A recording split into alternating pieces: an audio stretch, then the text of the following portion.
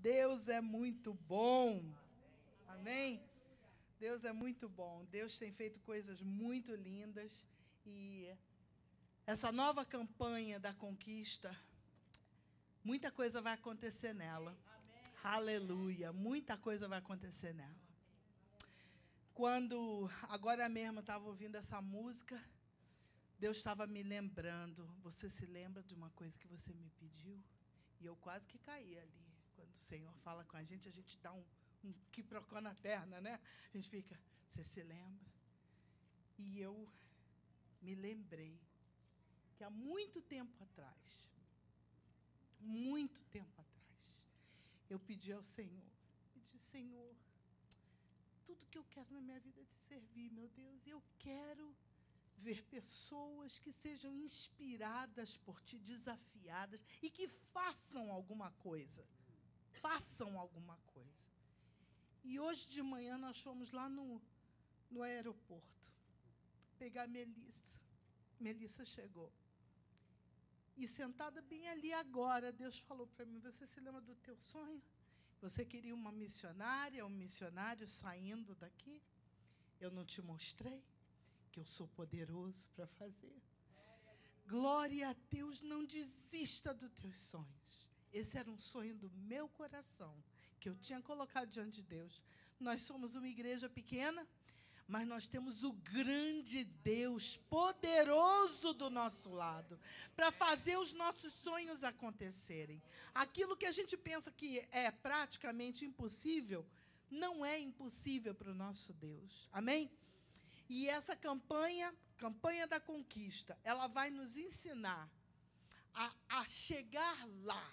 Porque muitas vezes, é como o Tony estava falando aqui antes, muitas vezes você até sabe e vê que Deus está fazendo uma e outra obra, porém Deus quer mais, Ele quer fazer mais. Mas para que isso aconteça, nós temos que quebrar os altares de Baal. Fala para os teus irmãos, quebra o altar de Baal. Quebra o altar de Baal. Porque esse altar, esses altares, nós vamos estar falando sobre isso, para você poder entender do que é que a gente está falando. Depois que a gente ganha uma vitória, naquela época, Deus falava com o povo de Deus no Velho Testamento, e imediatamente os servos de Deus faziam altares para Deus. Porém, aqueles que eram contra as coisas de Deus, aqueles que não serviam a Deus, eles faziam altares também, mas não ao Senhor. Faziam altares como, por exemplo, a Baal. E eu queria que você abrisse sua Bíblia em Juízes 6. Nós vamos estar lendo de lá e vamos estar pensando nisso. A primeira coisa que nós temos que fazer depois que nós recebemos o chamado do Senhor, recebemos uma palavra do Senhor, é romper com as limitações da nossa carne e assumir uma postura espiritual, né, a nossa identidade em Jesus. E a próxima atitude é romper com todos os outros deuses, inclusive quebrar os seus altares, sejam eles internos ou externos. Porque, às vezes, as pessoas não entendem direito. O que é isso, pastora? De que você está falando? Não tem altar nenhum na minha casa. Mas esses altares são feitos bem aqui no coração. São feitos aqui no coração. E o nosso Deus é um Deus tremendo. Fala comigo, meu Deus é tremendo. E Ele não divide a sua glória. Ele não divide a sua glória. O que é dele é dele. E é preciso que nós entendamos isso. Então, enquanto houver altares na sua vida, as vitórias que você tanto quer ficam difíceis de chegar. Quais são esses altares? Vamos deixar para que o Espírito Santo esteja falando com você nessa noite, amém? Quero que o Espírito Santo fale com você. Fique atento, alerta. Enquanto esses altares estão erguidos, presta bem atenção. Enquanto esses altares estão erguidos na nossa vida, eles estão geralmente em posição alta. São coisas grandes que ficam na nossa vida, impedindo o agir de Deus. E eles estão em posição alta, por quê? Porque eles estão em posição de autoridade sobre a nossa vida. Presta bem atenção no que está sendo falado, para você poder entender. E, exatamente, se a gente não derrubar esses altares e colocar Deus naquele altar, no primeiro altar, no lugar mais alto da nossa vida, até isso acontecer, nós ficamos impedidos, nós estamos debaixo desse domínio, dessa gestão de autoridade.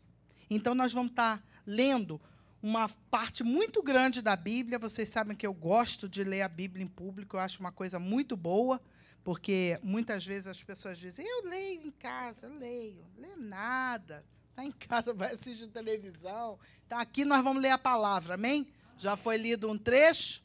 Então, não se preocupe, porque nós não estamos preocupados com o tempo, nem com o tamanho de pregação, nós queremos a palavra do Senhor, a revelação de Deus para o nosso coração, amém? Então, vamos ler aqui, Juízes, a partir do versículo 1. Você vai ouvir um bocado sobre essa história. Juízes 6, a partir do versículo 1. Diz assim, porém, os filhos de Israel fizeram o que parecia mal aos olhos do Senhor, e o Senhor os deu na mão dos midianitas por 7 anos. Fala comigo, 7 anos. 7 anos. E prevalecendo a mão dos midianitas sobre Israel, fizeram os filhos de Israel para si, por causa dos midianitas, as covas que estão nos montes, e as cavernas e as fortificações. Porque sucedia que, semeando Israel, subiam os midianitas e os amalequitas, e também os do Oriente contra eles subiam. E punham-se contra eles em campo, e destruíam a novidade da terra, até chegarem a Gaza, e não deixavam mantimento em Israel, nem ovelhas, nem bois, nem jumentos, porque subiam com os seus gados e tendas, vinham como gafanhotos em tanta multidão, que não se podiam contar, nem a eles, nem aos seus camelos, e entravam na terra para destruir. Assim, Israel empobreceu muito pela presença dos midianitas.